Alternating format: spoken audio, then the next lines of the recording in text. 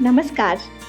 आज आपण जात आहोत कोल्हापूरपासून अगदी जवळ असलेलं एक सुंदर ठिकाण पाहण्यासाठी, जिथं एक छोटासा ट्रेक करून तुम्हाला अतिशय कमाल जागा अनुभवता येते.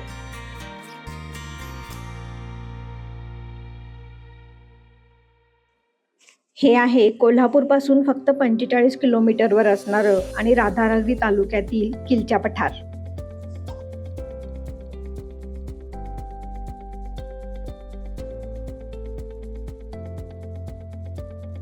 सकाळी 6 वाजता कोल्हापुरातून बाहेर पडलो.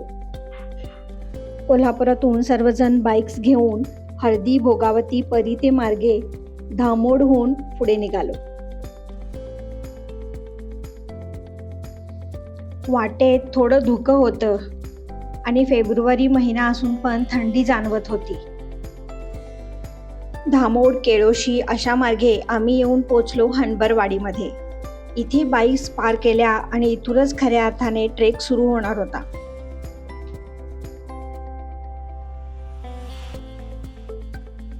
हा ट्रेक आम्ही केला आहे माउंटन ॲडव्हेंचर्स यांच्यातर्फे. अनिकेत दादा सर्वांना सूचना सांगत होते की कोणत्याही प्रकारचं प्लास्टिक वर टाकायचं नाही आणि एकमेकांबरोबरच चालायचं.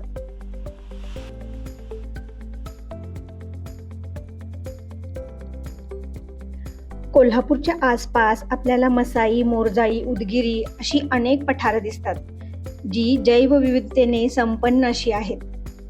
खास करून पावसाळ्यात हे पाहण्यासारखे असतात. हा फेब्रुवारीचा महिना आहे, पण तरी सुद्धा किलच्या पठारावर जाण्याचा मार्ग तुम्हाला हिरवाईने नटलेलाच दिसेल.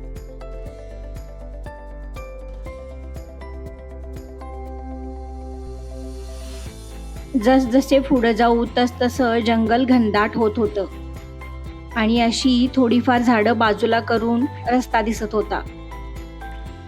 जंगल अनुभवायचं असेल तर खरोखरच असे ट्रेक केले पाहिजेत.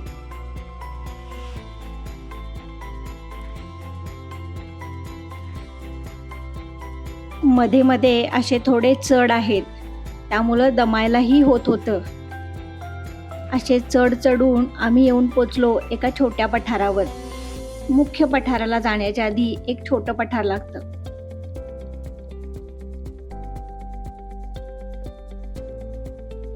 इथून खाली पाहिलं असता तुळशी जलाशयाचं हे असं पाणी दिसतं. इतका सुंदर दृश्य दिसतं हे की पाहतच राहावंसं वाटतं.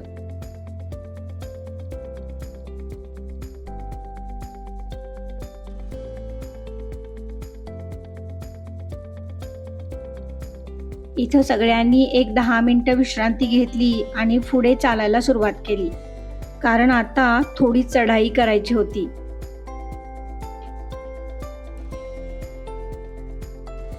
मुख्य पठाराकडे जाताना अगदी छोटीशी पायवाट आहे आणि थोडं पुढं गेलं की तुम्हाला एक सुंदर गुहा दिसते.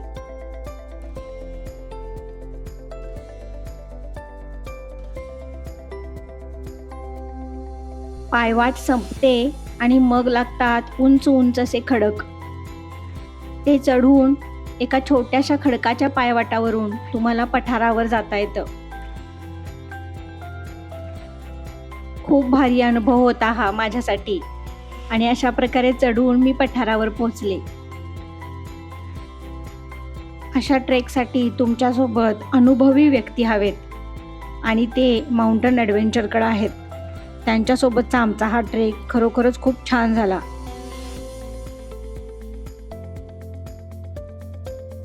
किलचे पठार ट्रेक जर तुम्ही करत असाल तर सोबत पाणी, एक सरबत किंवा थोडासा खाऊ बरोबर ठेवा. इथे तुम्हाला काही उपलब्ध होणार नाही.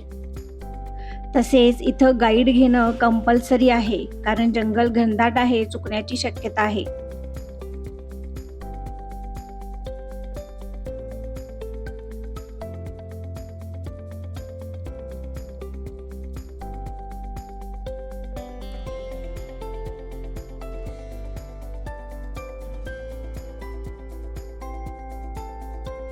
या सुंदर ठिकाणाला तुम्ही सुद्धा नक्की भेट द्या. चॅनलवर नवीन असाल तर सबस्क्राईब करा. थँक्यू.